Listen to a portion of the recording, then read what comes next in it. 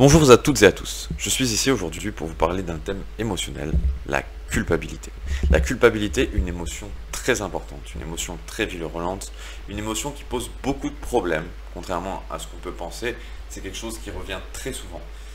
Quand je travaille dans des thérapies, très souvent des personnes blessées, à qui on a fait beaucoup de mal, que ce soit de la violence physique ou d'autres formes de violence, et ben ces personnes ont tendance à culpabiliser.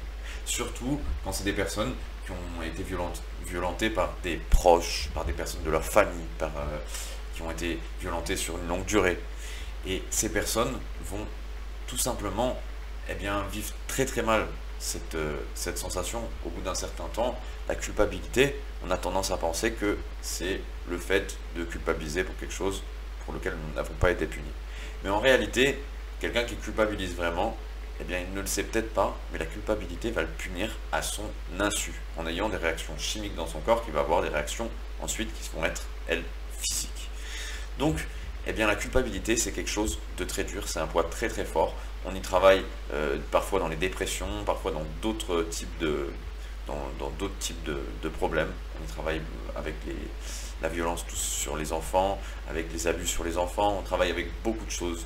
La culpabilité, il faut savoir que c'est l'une des plus grosses émotions, comme la colère. Quand on fait face à sa culpabilité, c'est très difficile.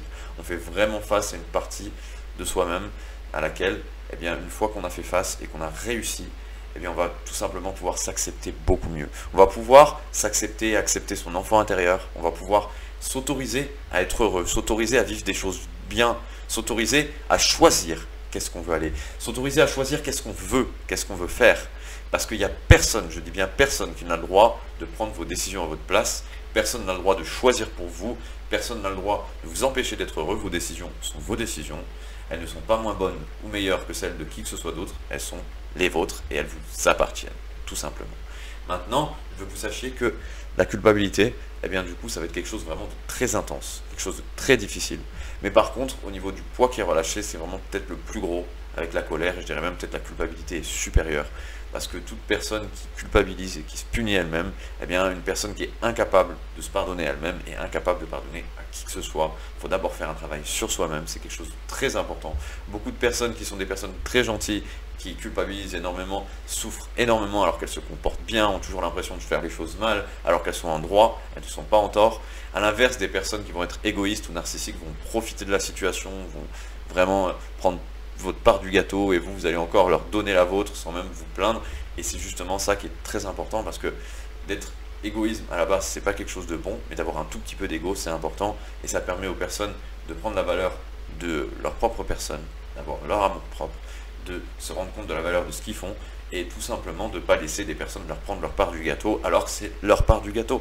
Il faut apprendre à dire non. Il faut apprendre que non, c'est non. Quand je dis non, c'est pas possible. Il n'y a pas négociation possible. J'ai décidé que c'était non, ça ne me convient pas. Et il y a beaucoup de personnes qui vont constamment s'adapter aux autres autour d'elles pour s'effacer et les laisser, ces personnes qui abusent. Et elles, à l'inverse, elles n'arrivent absolument pas à se reconnaître la quelconque légalité, la quelconque justification à prendre juste leur part du gâteau, qui est leur part du gâteau. Ils ont presque l'impression qu'ils doivent se justifier pour prendre leur part du gâteau.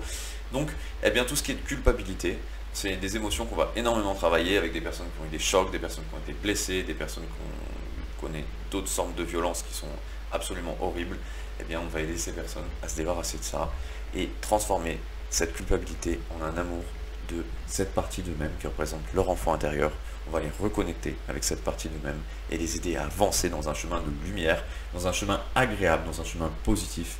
Et on a tous le droit d'avoir une perception positive de choses. Personne n'a le droit de vous imposer sa vision des choses. Personne n'a le droit de vous forcer à quelque chose en vous faisant penser que ce que vous pensez par vous-même ne vaut rien. Vos décisions, vos sensations, votre manière de voir les choses est à vous et à vous seul. Vous êtes une personne unique. Maintenant, je suis très content d'avoir pu vous expliquer un petit peu qu'est-ce que c'était finalement que la culpabilité et quel genre de sujet on pouvait aborder avec ça. En thérapie, on n'a pas en général des personnes qui viennent nous voir parce qu'elles culpabilisent. On a des personnes qui viennent pour des dépressions, qui viennent pour des traumatismes, et c'est la culpabilité qui ressort au milieu des séances. Les personnes ne viennent pas sur le thème de la séance de la culpabilité.